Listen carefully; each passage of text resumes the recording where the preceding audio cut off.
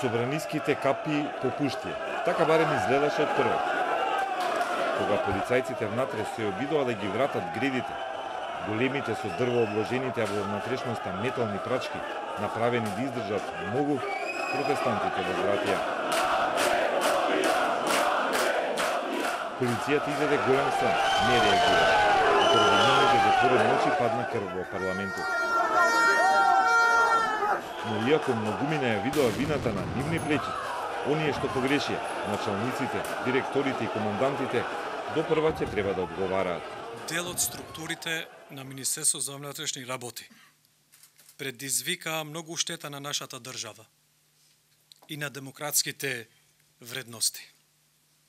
Ова што се случи во четвртокот во собранието е големо зло. Овие полициски службеници се професионалци. Тоа биле и тоа ќе останат без разлика на политичките обвинувања.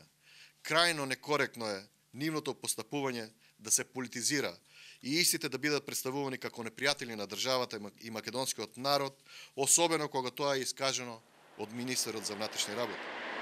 Се требаше да се спречи тука, во оперативниот штаб за протестите. Пред повеќе од 2 месеци министерот Нухију го назначува директорот Чавков за координатор. Биле развиени 3 различни стратегии. Колку полиција да има, доколку во парламентот се одвива стандардна седница, реплика контра реплика од ВМРО-ДПМН. И поголеми полициски сили, доколку внатре избран Џафери за спикер или се избира нова влада. Во четвртокот попладне министерот Нухију бил во Тетово, Чавков во Скопје.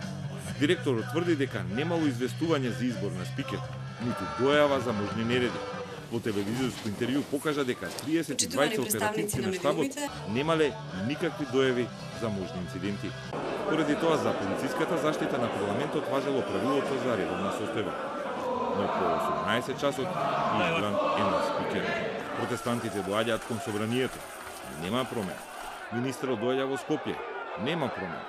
Десетина минути пред 19 часот попушта вратата. Потоа почнува насилството во пред салата и прославата на народното преземање на собранието во големата зала. Сите оние кои се внатре сметаат дека упадот е предизвикан од однесувањето на СДСМ и изборот на нов собраниски председател и дека за таа противуставна операција треба да одговараат пред законите.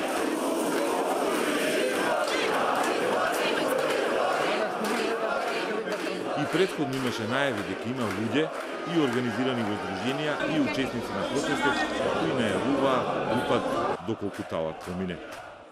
Ние нема да дозволиме народот да оди напред, ние ќе одиме напред здруженијата. Тоа значи дека би влегле да речеме, ајде. Зависи од ситуација. Зависи од ситуација како се движат работите. Но ниту јавните предупредувачки закони не го сменија пристапот на МВР за заштита на собранието. А ова не е единствена полициска операција контра протести. Од 2001, например, и покрај масовните протести, и покрај вооружените демонстранти, полицијата попушти, но демонстрантите стигнаа само на влезот на собранието и на првите прозорци над влезот. На втората вечер од протестите по аболицијата на Иванов, лани во април, имаше десетици прибивени, а некои и брутално легнати на земја. Тогашните демонстранти ја каменуваа и демолираа канцеларијата на председателот и зградата на Министерството за правда. Година претходно, полицијата имаше серија апсења на протестите откако беа објавени бомбите за смртта на Мартин Нешковски. Тој ден полицајци ја сопре и мајката на Нешковски која сакаше да влезе во владана средба со премиерот. Покрај зграду, партиското седиште на ВМРО-ДПМН, канцеларија, полицијата чуваше споменици.